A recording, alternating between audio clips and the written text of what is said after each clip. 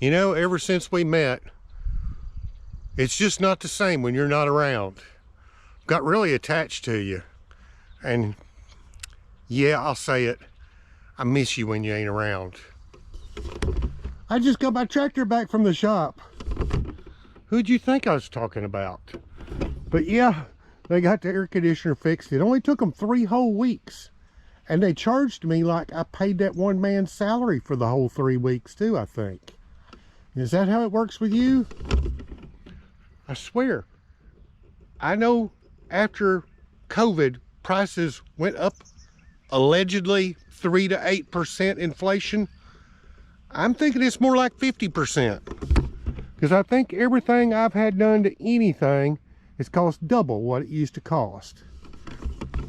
Is there somebody we can blame for that? Surely there is. Yeah, there's somebody we can blame for this, but I don't know if we can do anything about it. But anyway, guys, I don't know if you miss your tractor like I do when it's going, but it just ain't the same when it ain't around. You come to depend on it, and I've only got the one tractor because I've had old tractors, and I know people that believe in having a whole fleet of old tractors, but then you're always working on them. My thoughts was I'll get me one really good tractor and then I can depend on it. But apparently you can't depend on air conditioning because this is 3 times in 9 years. So at a cost of about, I guess the 3 repairs together are roughly $3,000. Of course, over the course of 9 years, I don't know, is that good? I don't think so. Anyway, guys, hang around. I'm going to do something else. It'll probably be tomorrow before I do it, but it'll be on this video. So hang tight. Okay, it's the next day after I got the tractor back. And, you know, everything's growing so really good around here right now. Some people's probably about ready to cut hay. And I'm about ready to cut weeds. So that means I need to figure out how to put this sickle mower back on here. And unlike when I was a kid growing up, the tractor and sickle we had back then, I put that dude on and off so many times I could do it blindfolded in my sleep with one hand tied behind my back. But this one, I've only ever put it on here the one time. And since I took it off, let's just say I've slept since then. So I may have scratched my head 2 or 3 times before I get this all on here perfectly. So what I'm going to do, I'm going to just hook up the 3-point enough where I can lift it up, get it out of the weeds out here in the driveway where I can see everything to hook it up right. So we're going to have a slight pause while I do that. Okay, well, it's on there, but I had to go get the manual out, look at a picture. I'd forgotten wherever this one chain went. Ends up it's because my drawbar was in the shop and I didn't have a place to hook it on. It's like, no wonder I couldn't find the spot. But the only other thing, this belt seems a bit loose. I know it's the right one because I put a zip tie around it before I put it in the shop for the winter, so I couldn't mistake it with the other 2 that were the wrong size. Because when I bought this thing, it didn't have one with it, and I bought the one the manual said. Well, there was no way it'd work. But I finally got one. So we're about ready to take it out and give it a shot. Just for a minute, see if it works. What all I gotta do. And then when we try it out in the pasture, I'll let y'all come along. Well, guys, you knew it was gonna happen. Tried it out in the yard and needed to do some adjustment. The teeth on this thing was pointing up too high. Okay, guys, it's only been a few minutes, and you know, you ever have one of them days where you're juggling too many balls in the air and you're trying to hurry and even the simplest answers escape you? Well, today's that day. So yeah, this adjustment here can tilt it, and you look how far off the ground these teeth are. Well, duh, the simplest way is adjust the top link. So let's We gotta make this shorter.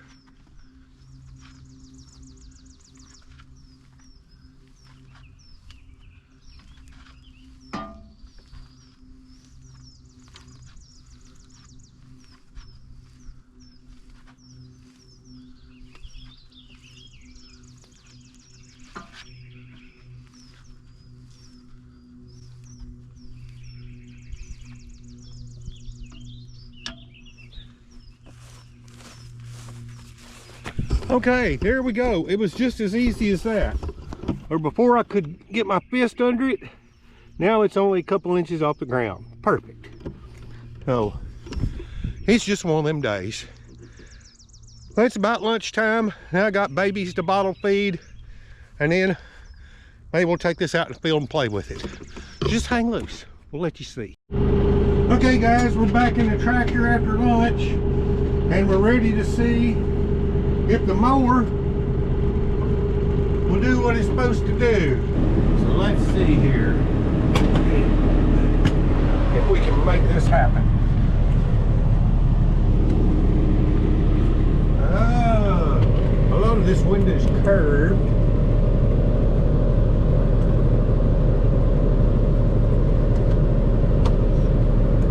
And now tighten up all the little connections. Okay, let's see what that'll do.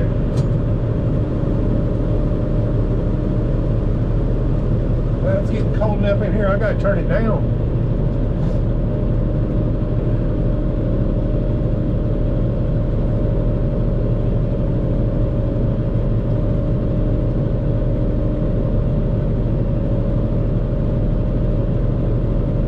Yeah, she's cutting pretty good.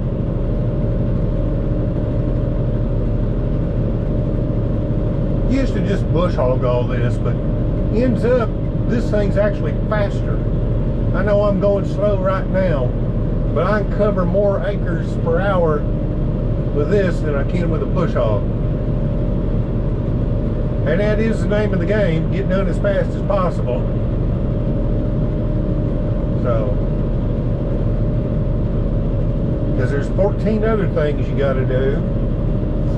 Like over a little while ago, went to bottle feed the 3 baby goats, and wouldn't you know it, when I went to put them up, the one of them, he done learned how to crawl under the gate, and he was getting out as fast as I could put him in. So what do? Well, you try to find something to plug the hole. So a piece of fence panel kind of stopped him in his tracks. He wasn't real happy about that. But this was the first time he'd ever got out. And apparently he learns well, because you'd stick him in, he's right back out again. So, nothing wrong with his little memory.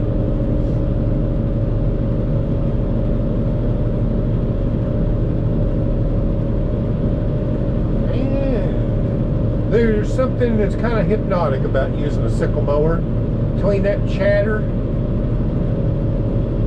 it just, you can pass a lot of hours running one of these. Oh man, it cuts that horse nettle so good.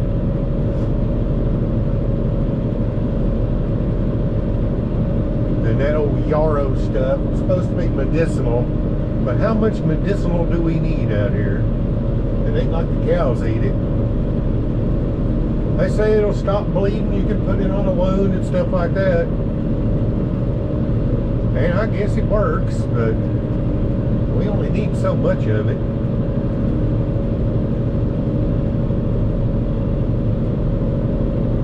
Looky there. Cuts just as good as last year.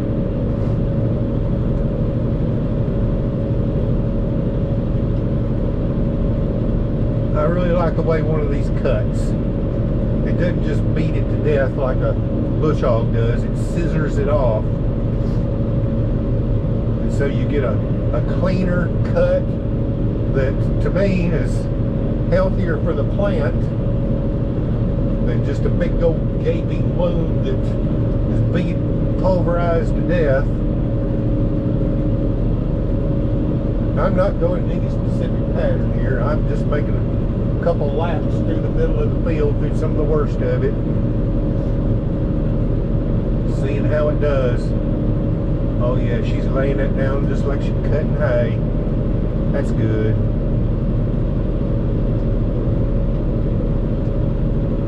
I like that.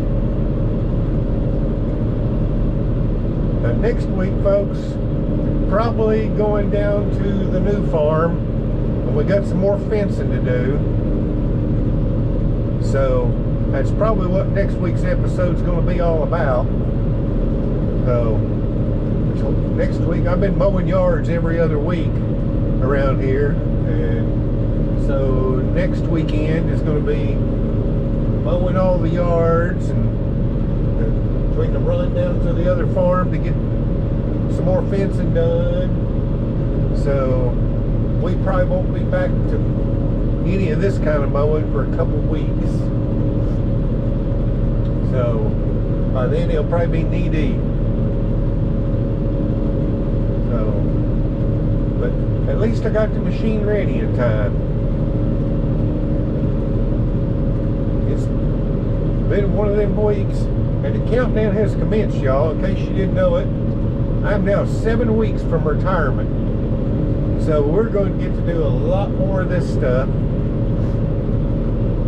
on a daily basis. And I can't wait. It's been a long time coming. My first job after school and on weekends, I started in the 7th grade, paying in Social Security, working them kind of jobs. So I've been paying in for 53 years. So it's about time that I get some of that money back. So it would seem fair.